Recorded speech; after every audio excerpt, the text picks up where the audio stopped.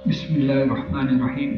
आज हम डिस्कस करेंगे कि ये जो रेडियन है ये क्या चीज़ है। ठीक है, जिस तरह एंगल को हम मेजर करते हैं डिग्रीज में, ठीक है, इसी तरह ये जो रेडियन है ये भी जो है ये भी यूनिट है किस चीज़ को मेजर करने के लिए, एंगल को मेजर करने के लिए। ठीक है, और ये SI यूनिट है एंगल को मेजर करने के लिए। ठीक है, जिस तरह टेम्परेचर को हम सेल्सियस में भी मेजर करते हैं, फ़ारेनहाइट में भी मेजर करते हैं, केल्विन में भी मेजर करते हैं, जो SI यूनिट होती है टेम्परेचर की वो केल्विन है। इसी तरह ये जो एंगल को मेजर करने के लिए SI जो यूनिट है वो क्या है जी, वो रेडियन है। ठीक है, तो आज हम इस लेक्चर में डिस्कस करेंगे कि रेडियन एक्चुअली होती क्या चीज़ है और रेडियन कितने डिग्रीज के बराबर होते हैं। ठीक है,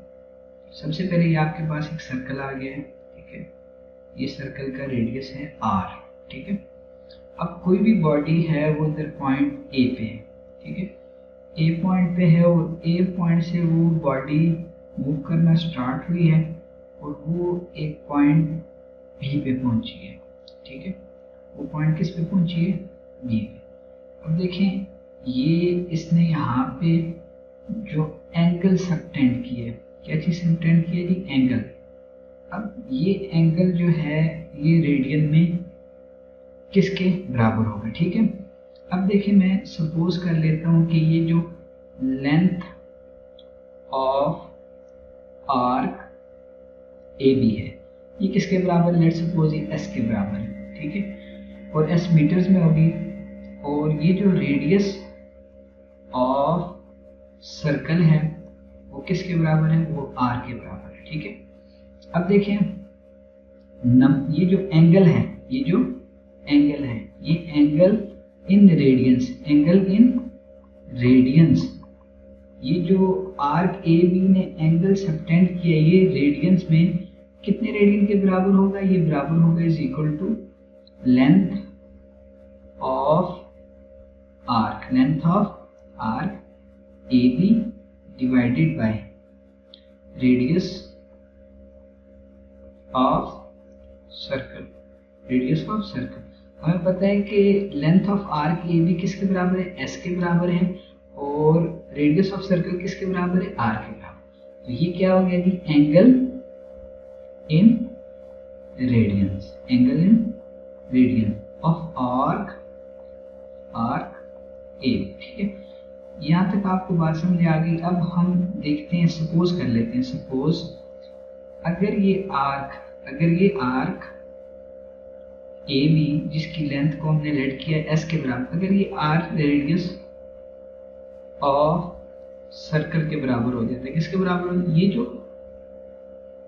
आर्क AB की लेंथ है जिसको मैंने किसके S के बराबर लिया हुआ है, अगर ये रेडियस के बराबर हो जाए तो क्या हो जाएगा, तो angle in radian is equal to S किसके बराबर है, R डिवाइडेड बाय R, तो ये किसके बराबर हो जाएगा, 1 रेडियन के बराबर हो जाएगा। ठीक है, जब arc AB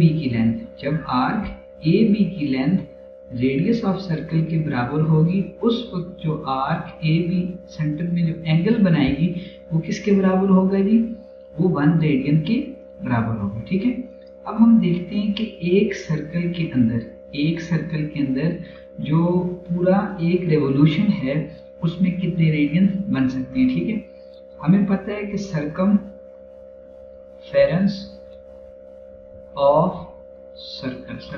of any circle किसके बराबर होता है, 2 × पाई × R।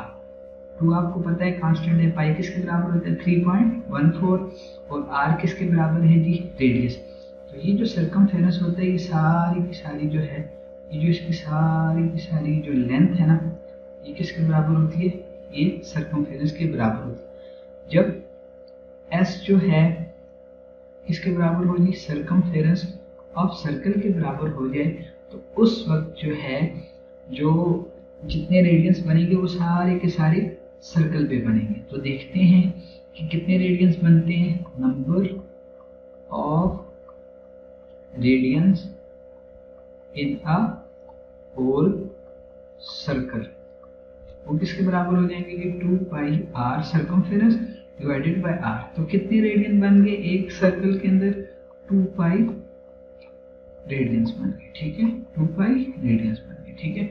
अब हमें पता है कि सर्कल के अंदर कितने वो होते हैं जी, सर्कल के अंदर, एक सर्कल के अंदर कितने डिग्रीज होते हैं जी? 360 डिग्रीज होते हैं। तो 360 डिग्रीज कितने रेडियन के बराबर हो जाएंगे? 2 पाई रेडियन के बराबर हो जाएंगे। इसी तरह आप जो है 1 रेवोल्यूशन कितने रेडियन के बराबर हो जाएगा? 2 पाई रेडियन के बराबर हो जाएगा, ठीक है। इसी तरह आप बहुत सारी कैलकुलेशंस कर सकते हैं। इस तरह देखें, 2 पाई जो रेडियन है वो किसके बराबर है? 360 डिग्रीज के बराबर है।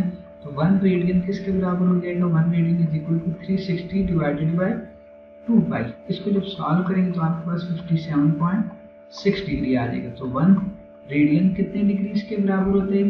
57.6 डिग्रीज के बराबर। इस तरह आप बहुत सारी कैलकुलेशन कर सकते हैं सर।